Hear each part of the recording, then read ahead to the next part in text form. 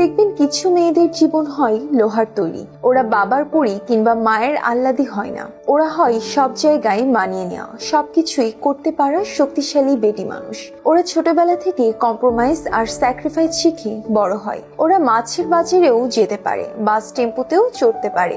বিয়ের পর ওরা আরো 4 গুণ শক্তিশালী হয়। এই শক্তিশালী জীবনযাপন করতে গিয়ে ওদের তেমন কোনো সমস্যায় হয় না, কেবল একটা অসুবিধা হয়। যেহেতু ওরা শক্তিশালী বেডি, তাই ওদের গলা হয় চড়া, ভাষা হয় একটু কম মিষ্টি। আবার দেখবেন কিছু মেয়েদের জীবন হয় কিছুই পারি না জীবন। ওরা জার্নি করতে পারে না, বাজারে যেতে পারে না, রাস্তা পার হতে তো পারেই না, একা চলতে পারে না, সবখানে থাকতেও পারে না। পোস্তগুলির মাস্তুল থেকে উঠে আসলেও ওরা হয় প্রিন্সেস। ওরা থাকে নিজের জগৎ নিয়ে। পার্সোনালি প্রিন্সেস হওয়ার কারণে ওরা কথা কয় প্যান প্যান করে, আস্তে ধীরে। ভাষা হয় তুলনামূলক মিষ্টি। ওদের উপর কোনো দায়িত্ব আসে না, কারণ ওরা তো কিছু পারেই না, বরং ওদেরকে বাকিরা সবাই মিলে আদর আপ্যায়ন করে।